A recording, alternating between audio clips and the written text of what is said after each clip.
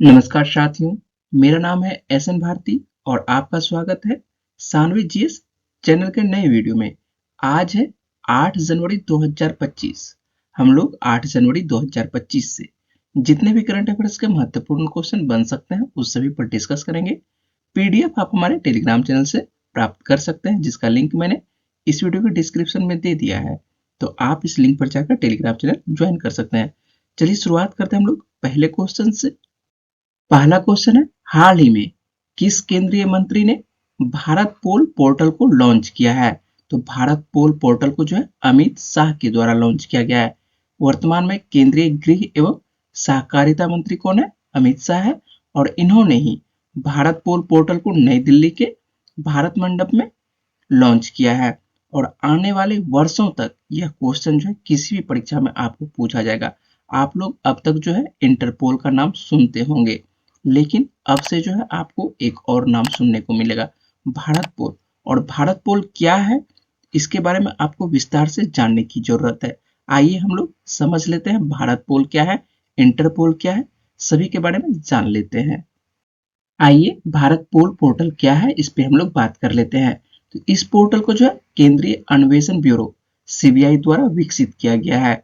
यह भारतीय कानून प्रवर्तन एजेंसी को रियल टाइम सूचना साझा करने में सक्षम बनाएगा। तो यह क्या काम करेगा? तो यह भारतीय कानून प्रवर्तन एजेंसी को रियल टाइम सूचना साझा करने में सक्षम बनाएगा। यह पोर्टल अंतर्राष्ट्रीय अपराधों जैसे साइबर अपराध, वित्तीय अपराध, मानव तस्करी और मादक पदार्थ तस्करी की जांच में त्वरित सहायता प्रदान करेगा।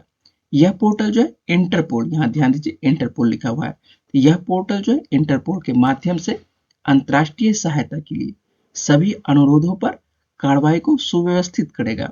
इससे अंतर्राष्ट्रीय पुलिस सहयोग तक त्वरित पहुंच संभव होगी। यह पोर्टल फील्ड लेवल पुलिस अधिकारियों के लिए एक परिवर्तनकारी उपकरण बनेगा। इससे अपराधों, सुरक्षा चुनौतियों से निपटने में उनकी कार्यकुशलता बढ़ेगी। नाम आया सीबीआई का, तो हम लोग सीबीआई के बारे में भी देख लेते हैं। सीबीआई जो है केंद्रीय अन्वेषण ब्यूरो, इसका फुल फॉर्म क्या होता है? Central bureau of investigation. यह भारत की एक प्रमुख जांच एजेंसी है। यह संगठित अपराध, भ्रष्टाचार और अन्य जटिल मामलों की जांच करता है। तो सीबीआई क्या करता है? तो यह संगठित अपराध, भ्रष्टाचार और अन्य जटिल मामलों की जांच करता है।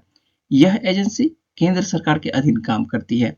और इसकी स्थापना कब होती थी? इसकी स्थापना जो है 1941 में स्पेशल पुलिस एस्टेब्लिशमेंट के रूप में होती है। पहले इसका क्या नाम हुआ करता था? 1941 में जो है इसका नाम एसपीई, स्पेशल पुलिस एस्टेब्लिशमेंट हुआ करता था। 1963 में जो है इसका नाम बदलकर केंद्रीय अन्वेषण ब्यूरो रखा गया। इसका गठन दिल्ली विशेष पुलिस स्थापना अधिनियम 1946 के तहत किया गया था। इसका गठन जो है दिल्ली विशेष पुलिस स्थापना अधिनियम 1946 के तहत किया गया। और इसका मुख्यालय वर्तमान में कहाँ है? तो सीबीआई का मुख्यालय जो वर्तमान में नई दिल्ली में है। जितना भी आप लोगों को बता रहे हैं वह सभी जो है इंपॉर्टेंट है, किसी न किसी परीक्षा में इसके बारे में आपको क्वेश्चन मिलता ही होगा। नाम आता है इंटरपोल का, तो हम लोग इंटरपोल के बारे में भी देख लेते हैं। इंटरपोल का फुल फॉर्म क्या होता है? तो इंटरपोल का फुल फॉर्म जो है इंटरनेशनल क्रिमिनल पुलिस ऑर्गेनाइजेशन होता है। विश्व का सबसे बड़ा अंतर्राष्ट्रीय पुलिस संगठन है। तो इंटरपोल क्या है? तो विश्व का सबसे बड़ा अंतर्राष्ट्रीय पुलिस संगठन है। उद्देश्य क्या है? तो उद्देश्य जो है सदस्य देशों के बीच आपराधिक मामलों में सहयोग और समन्वय को बढ़ावा देना है। और इंटरपोल का स्थापना कब होता है? तो इसका स्थापना जो है वर्ष 1923 में होती है। और वर्तमान में इसका मुख्यालय क्या है? तो मुख्यालय जो है फ्रांस का लियोन शहर में है। तो यहाँ से भी क्वेश्चन पूछा जाता है, इंटरपोल से भी संबंधित क्वेश्चन पूछा जाता है, तो यह भी आपको ध्यान रखना है। नेक्स्ट क्वेश्चन है, किस केंद्रीय मंत्री द्वारा इंडस फूड 2025 प्रदर्शनी का उद्घाटन किया जाएगा? तो चिराग पासवान के द्वारा। केंद्रीय खाद्य प्रसंस्करण उद्योग मंत्री वर्तमान में कौन है? तो केंद्रीय खाद्य प्रसंस्करण उद्योग मंत्री जो वर्तमान में है चिराग पासवान है। और इनके द्वारा ही आज के दिन 8 जनवरी को ग्रेटर नोएडा स्थित एक्स इंडिया एक्सपोजिशन मार्ट में इंडस फूड 2025 के 8वें संस्करण का उद्घाटन किया जाएगा। इंडस फूड क्या है? तो इंडस फूड जो है एशिया की प्रमुख वार्षिक खाद्य एवं पेय व्यापार प्रदर्शनी है, जिसे भारत सरकार के वाणिज्य विभाग के सहयोग से भारतीय व्यापार संवर्धन परिषद द्वारा आयोजित किया जाता है और यह अंतर्राष्ट्रीय प्रदर्शनी जो है 10 जनवरी तक चलने वाली है। इंडस फूड 2025 में 30 से अधिक देशों के 2300 प्रतिभागी शामिल हो रहे हैं। वीडियो में आगे बढ़ने से पहले आपसे एक छोटी सी रिक्वेस्ट है, जो है कि इस वीडियो को लाइक और चैनल को सब्सक्राइब करने की और बेल आइकन को प्रेस करके ऑल कर दे, जिससे होगा कि आपके पास प्रत्येक दिन करंट अफेयर्स मिलता रहे। नेक्स्ट क्वेश्चन है, हाल ही में दिल्ली में राजघाट के पास गांधी दर्शन आर्ट गैलरी का उद्घाटन किसने किया है? तो गांधी दर्शन आर्ट गैलरी का उद्घाटन जो है ओम बिरला के द्वारा किया गया है। ओम बिरला जो है वर्तमान में लोकसभा के अध्यक्ष है और इन्होंने ही दिल्ली के राजघाट पर गांधी दर्शन आर्ट गैलरी का उद्घाटन किया है। गैलरी में जो है 80 से अधिक कलाकारों ने राष्ट्रपिता महात्मा गांधी को अनूठे और आधुनिक तरीके से चित्रित करने के लिए अपनी कला का प्रदर्शन किया है। नेक्स्ट क्वेश्चन है, हाल ही में ब्रिक्स समूह का 10वां पूर्ण सदस्य कौन सा देश बना है? ब्रिक्स समूह का 10वां पूर्ण सदस्य इंडोनेशिया बना है। दुनिया की उभरती अर्थव्यवस्थाओं के औपचारिक समूह, जिसका नाम ब्रिक्स है, में एक और देश की एंट्री हुई है और उसका क्या नाम है? इंडोनेशिया है। इंडोनेशिया जो है ब्रिक्स का 10वां पूर्ण सदस्य देश बन चुका है। तो यह क्वेश्चन जो है आपको बहुत ही इंपॉर्टेंट है, तो इस क्वेश्चन को आपको याद रखने की जरूरत है और यह क्वेश्चन आपको आने वाले 2 वर्षों तक किसी न किसी परीक्षा में पूछा जा सकता है। आइए हम लोग ब्रिक्स के बारे में थोड़ा विस्तार से जान लेते हैं। आइए हम लोग ब्रिक्स पे बातचीत कर लेते हैं। तो सबसे पहले इसके नाम पर ही बात करते हैं। तो ब्रिक, इसका पहले क्या नाम हुआ करता था? ब्रिक नाम हुआ करता था। इसका फुल फॉर्म देखिए क्या होता है। बी से ब्राजील होता है, आर से रसिया होता है, आई से इंडिया होता है, सी से चाइना होता है। क्या क्या होता है? बी से ब्राजील, आर से रसिया, आई से इंडिया, सी फॉर चाइना होता है। 2006 में क्या होती है? ब्रिक अस्तित्व में आती है और इसका पहला शिखर सम्मेलन जो है 2009 में होती है और रूस शहर में होती है।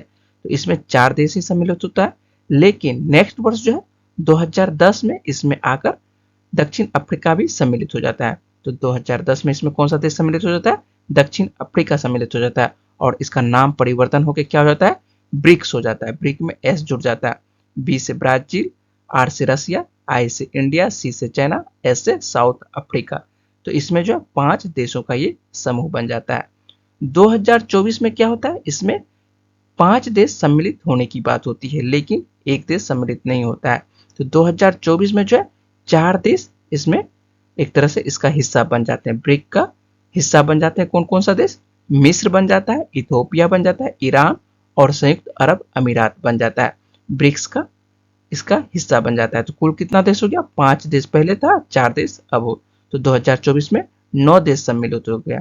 इसमें जो है पहले 2024 में ही सऊदी अरब भी इसमें शामिल होने की बात किया गया था, लेकिन शुरुआत में तो सम्मिलित होने की बात हुआ था, लेकिन बाद में ये नहीं होता है सम्मिलित। ये योजना इसकी बनाई गई थी कि 2024 में ये भी सम्मिलित होती है, लेकिन बाद में ये पीछे हट जाता है। तो वर्तमान में जो 9 देश हुआ और आगे चल गया अब 2025 में हाल ही में 6 जनवरी 2025 को जो है ब्रिक में एक नया सदस्य देश सम्मिलित हो जाता है। कौन सा देश? तो इंडोनेशिया सम्मिलित हो जाता है। तो इंडोनेशिया ब्रिक्स का सबसे नवीनतम देश है और कुल देशों की संख्या अब कितना हो गया? 10 हो गया। ठीक है, किसी किसी किताब में जो है आपको 2024 में आप ध्यान दीजिएगा तो 5 देश सम्मिलित होते हुए दिखाई पड़ेगा। यदि आप गूगल पर भी देखिएगा तो आपको 5 देश दिखाई पड़ेगा। कौन कौन सा देश दिखाई पड़ेगा? मिस्र दिखाई पड़ेगा, इथोपिया, ईरान, संयुक्त अरब अमीरात और उसमें सऊदी अरब भी सम्मिलित होगा। लेकिन सऊदी अरब जो है बाद में पीछे हट जाता है, ब्रिक्स में शामिल नहीं होता है। ठीक है, तो यह देश जो पीछे हट जाता है। तो वर्तमान में 9 देश था 2025 से 6 जनवरी 2025 से पहले। 6 जनवरी 2025 के बाद जो है अब इसमें इंडोनेशिया सम्मिलित हो जाता है और अब जो है ब्रिक्स का सदस्य देशों की संख्या 10 हो गया है। इसीलिए इसका नाम जो है अब परिवर्तन नहीं कर सकते, अब जो लिखा जाता है इसको ब्रिक्स प्लस लिखा जाता है। ठीक है, पहला 9 सदस्यीय ब्रिक्स शिखर सम्मेलन जो है 2024 में ही होता है और रूस के कहां पर होता है? रूस के कजान शहर में होता है।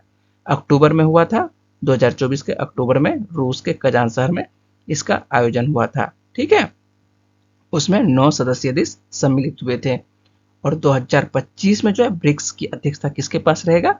तो ब्राजील के पास रहेगा। ठीक है, ब्राजील के रियो डी जेनेरियो में इसकी अध्यक्षता किया जाएगा। नेक्स्ट क्वेश्चन है, British junior open 2025 squash tournament का खिताब किसने जीता है?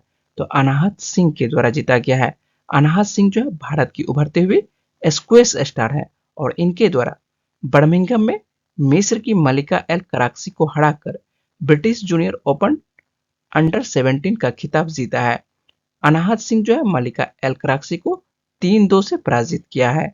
अनाहत जो है इससे पहले अंडर 11 और अंडर 15 वर्ग में भी टूर्नामेंट जीत चुकी है। पिछले साल वह अंडर 17 में हार गई थी। आपको बता दें कि 2022 में अनाहत जो है राष्ट्रमंडल खेलों में भाग लेने वाली सबसे कम उम्र की भारतीय एथलीट बन गई थी। वह एशियाई खेलों और एशियाई चैंपियनशिप में भी कांस्य पदक विजेता है। वह वर्तमान में पीएसए विश्व रैंकिंग में 82वें स्थान पर है। पीएसए विश्व रैंकिंग में कितने स्थान पर है? ये 82वें स्थान पर है। ये जो आप तस्वीर देख रहे हैं ये अनाहत सिंह की तस्वीर है। ये मात्र 16 वर्ष की है और दिल्ली की रहने वाली है। और ये कौन से खेल से संबंधित है? ये स्क्वैश खेल खेलती है। स्क्वैश कौन सा खेल है? आइए इस पे भी हम लोग बातचीत कर लेते हैं। स्क्वैश एक रैकेट से खेले जाने वाला खेल है। यह 4 दीवारों से घिरा आयताकार कोर्ट में खेला जाता है। इसमें 2 खिलाड़ी या डबल्स के लिए 4 खिलाड़ी खेलते हैं। स्क्वैश की गेंद जो है रबर से बनी होती है। इसमें उछाल कम होता है। मैच से पहले गेंद को दीवारों पर बार बार हिट करके गर्म किया जाता है। स्क्वैश को दुनिया के सबसे स्वास्थ्यप्रद खेलों में माना जाता है। स्क्वैश की उत्पत्ति कहाँ होती है? तो 19वीं सदी में लंदन में इसकी उत्पत्ति होती है। भारतीय स्क्वैश को जो है कुछ बेहतरीन खिलाड़ी हैं, आप लोगों को इसके बारे में भी याद रखना है, जैसे ऋत्विक भट्टाचार्य, सौरभ घोषाल और अनाहत सिंह। ये 3 खिलाड़ी जो है आपको महत्वपूर्ण है स्क्वैश के, तो इसके बारे में आपको याद रखना है कि ये कौन से खेल से संबंधित है। परीक्षा में सौरभ घोषाल के बारे में पूछा जा चुका है कि सौरभ घोषाल किस खेल से संबंधित है। सौरभ घोषाल स्क्वैश खेल से संबंधित है। नेक्स्ट क्वेश्चन है, रायथू भरोसा योजना के अंतर्गत कौन सी राज्य सरकार किसानों को अब हर वर्ष प्रति एकड़ 10,000 रुपये की जगह 12,000 रुपये की सहायता देगी? तो तेलंगाना सरकार के द्वारा। नाम आता है तेलंगाना का, तो हम लोग तेलंगाना के बारे में देख लेते हैं। तो तेलंगाना की राजधानी क्या है? हैदराबाद है। वर्तमान में मुख्यमंत्री कौन है? तो ए रेवंत रेड्डी है। राज्यपाल कौन है तेलंगाना के वर्तमान में? तो जिष्णुदेव वर्मा है। लोकसभा की कितनी सीटें आती है तेलंगाना से? तो 17 सीटें आती है और राज्यसभा की 7 सीटें तेलंगाना से आती है। नेक्स्ट क्वेश्चन है, किस देश के राष्ट्रपति ने बढ़ती अशांति और सैन्य संघर्ष के बीच 7 प्रांतों तथा 3 नगर पालिकाओं में 60 दिनों के लिए आपातकाल की घोषणा की है? तो इक्वाडोर की सरकार ने। नाम आता है इक्वाडोर का, तो हम लोग इक्वाडोर के बारे में देख लेते हैं। इक्वाडोर जो है किस महाद्वीप के अंतर्गत आता है? इक्वाडोर जो आपको दक्षिणी अमेरिका महाद्वीप के अंतर्गत आता है। और इसकी राजधानी क्या है? तो इसकी जो राजधानी है इक्वाडोर की क्यूटो शहर है। और यहाँ पर जो मुद्रा चलती, कौन सी मुद्रा? डॉलर मुद्रा चलती है। इक्वाडोर जो है आपको दक्षिण अमेरिका के उत्तर पश्चिमी तट पर स्थित देश है। उत्तर और पश्चिमी तट पर स्थित ये देश है। और इसकी सीमा की बात करते हैं कि इसकी सीमा किस किस देश से लगती है। तो इसकी सीमा जो है उत्तर में कोलंबिया से सीमा ये साझा करता है और पूर्व और दक्षिण में ये पेरू से सीमा साझा करता है। और इसकी सीमा जो है पश्चिम में प्रशांत महासागर से लगती है। नेक्स्ट क्वेश्चन है, हाल ही में भारतीय मानक ब्यूरो बीआईएस ने अपना कौन सा स्थापना दिवस मनाया है? तो 78वां स्थापना दिवस मनाया है। हाल ही में नई दिल्ली में भारतीय मानक ब्यूरो का 78वां स्थापना दिवस मनाया गया है। भारतीय मानक ब्यूरो ने अपना स्थापना दिवस जो है प्रत्येक वर्ष 6 जनवरी को मनाता है। इसकी स्थापना कब हुई थी? तो इसकी स्थापना जो 1947 में हुई थी। और इसका मुख्यालय कहाँ है? तो मुख्यालय जो है नई दिल्ली में है। इसका मुख्य कार्य क्या है? तो मुख्य कार्य जो है माल के मानकीकरण, अंकन और गुणवत्ता प्रमाणीकरण की गतिविधियों को क्रियान्वित करता है। नेक्स्ट क्वेश्चन है, सिक्किम में भारत के प्रथम जैविक मत्स्य पालन क्लस्टर का शुभारंभ किसने किया है? तो राजीव रंजन के द्वारा किया गया है। केंद्रीय मत्स्य पालन, पशुपालन और डेयरी मंत्री वर्तमान में कौन है? तो राजीव रंजन सिंह और ललन सिंह है। और नाम आता है सिक्किम का, तो हम लोग सिक्किम के बारे में देख लेते हैं। तो सिक्किम की राजधानी क्या है? गंगटोक है। वर्तमान में मुख्यमंत्री कौन है सिक्किम के? तो प्रेम सिंह तमांग है। राज्यपाल कौन है सिक्किम के? ओम प्रकाश माथुर है। लोकसभा की कितनी सीटें आती है सिक्किम से? तो 1 सीट आती है। और राज्यसभा की भी 1 सीट सिक्किम से आती है। नेक्स्ट क्वेश्चन है 2024 में साइबर हमलों के मामले में कौन सा देश विश्व स्तर पर पहले स्थान पर है? तो संयुक्त राज्य अमेरिका है। वर्ष 2024 में साइबर हमलों में संयुक्त राज्य अमेरिका वैश्विक स्तर पर पहले स्थान पर है, जबकि भारत जो है दूसरे स्थान पर है।